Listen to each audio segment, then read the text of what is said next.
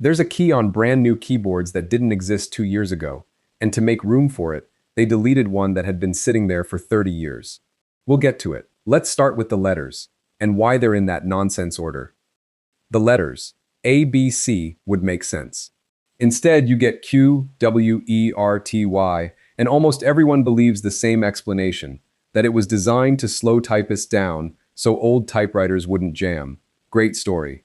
It's also wrong. Here's the giveaway. Is one of the most common letter pairs in English, and on your keyboard, those two sit right next to each other. If the goal was separating common pairs, that's a spectacular failure. The better supported story is that the layout was shaped by telegraph operators transcribing Morse code at speed. An alphabetical layout kept tripping them up, so the keys drifted into an order that suited them. Typing schools locked it in, and 150 years later, we're still using a layout built for a job that doesn't exist anymore. Oh, and run a finger over F and J. Feel those little bumps? They're there so you can find the home row without looking down. Free feature, and most people never notice it. So letters make words. But one key decides whether they come out big or small, and it's a fossil. The everyday keys. Caps lock is a leftover from typewriters, where a physical latch held the carriage in the shifted position. Shift is the same story. It literally shifted a metal frame, so a different part of the letter hit the paper. Tab is short for tabulator, invented for lining up columns in tables, and it still does that today, in a way worth knowing. In any form, tab jumps you to the next box, while shift-tab jumps back. No mouse needed. Enter used to be called carriage return, the lever you'd shove to fling the paper back to the left. And here's the one that saves people daily. Shift-Enter starts a new line without starting a new paragraph. That's how you stop a chat app sending your message half-finished, and how you stop Word adding a big, ugly gap. Space does more than you think, too. On almost any web page, tapping space scrolls down a screen, and shift space scrolls back up. Then backspace deletes to the left, while delete deletes to the right, and Ctrl+Backspace wipes out an entire word at once. Those you use every day. But 4 keys on your keyboard aren't really keys at all. The modifiers. Control, Alt, Shift, and the Windows key don't type anything. Press 1 on its own and absolutely nothing happens. That's because they're not keys, they're multipliers. Hold 1 down and your entire keyboard turns into a different keyboard, with a whole second set of commands hiding under the same buttons. That's how roughly 100 keys produce thousands of commands. You've had a second keyboard under your fingers this whole time, and nobody told you, which is why most people are using maybe 10% of the things sitting right in front of them. So here are the ones actually worth memorizing. Ctrl+Z undoes, Ctrl+Y redoes. Ctrl+Shift+T reopens the browser tab you just closed by accident, and yes, you can keep pressing it to go further back. Alt-Tab flips between open windows. Windows key plus V opens your clipboard history, so you can paste something you copied 10 minutes ago. Windows key plus Shift plus S snips any part of your screen. And Windows key plus period brings up the emoji picker anywhere you can type. The Windows key showed up in 1994, and if you're on a Mac, Command does Control's job, while Option covers Alt. Those work everywhere. Now the row nobody understands. The function row. The F row looks decorative. It isn't. F2 renames a selected file, and it's far faster than the click wait click dance.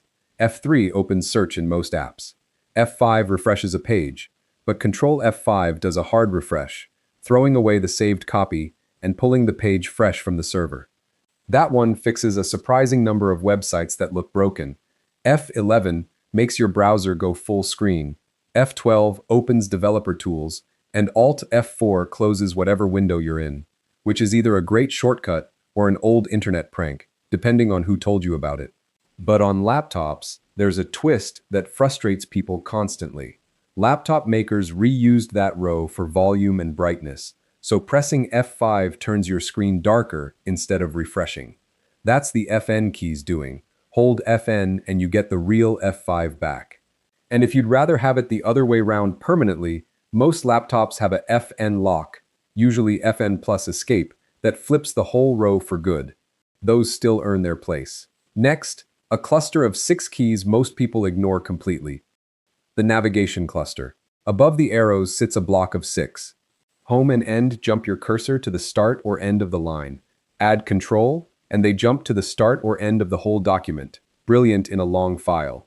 Add Shift, and they select everything in between, which beats dragging a mouse across 3 screens. Page up and page down scroll a screenful at a time. Delete, and then there's Insert, the answer to a mystery a lot of people have lived through. You're typing in the middle of a sentence, and instead of pushing the old text along, your new words start eating it, letter by letter. Nothing is broken. You bumped Insert, which flipped you into overtype mode. Press it again, and it's fixed. It's also, historically, the single best way to quietly ruin a friend's afternoon. Those 6 still work. Now 3 keys that are pure fossils. The fossils. Scroll lock made sense when screens were tiny windows onto a big wall of text. You used arrow keys to move your cursor, so how did you move the page? You pressed scroll lock, and the arrows started scrolling the view instead. It's dead almost everywhere now, with one real exception. In Excel, scroll lock still does exactly that, letting you move around a spreadsheet without changing which cell is selected. Pause, or break, used to freeze the wall of text your PC threw up while booting so you could read it. Today, it has one decent trick left. Windows key plus pause opens your system information.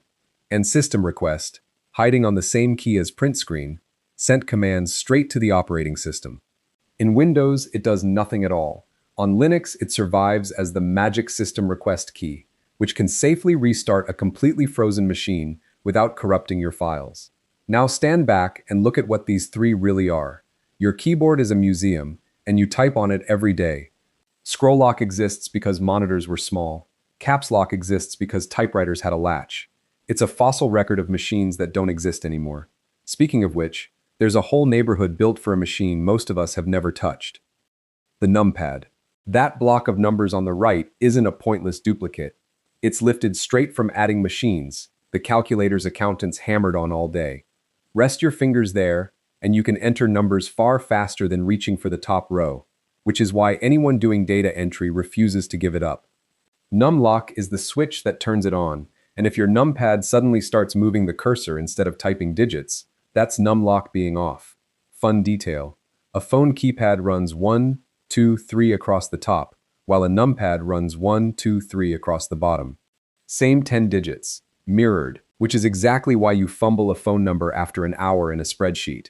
And it's the first thing laptops throw overboard when they need space, which is a whole rabbit hole I covered in Every Computer Keyboard Explained.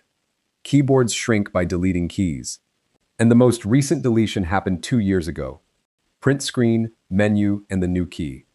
Print screen once dumped your screen to a printer, then became a screenshot button.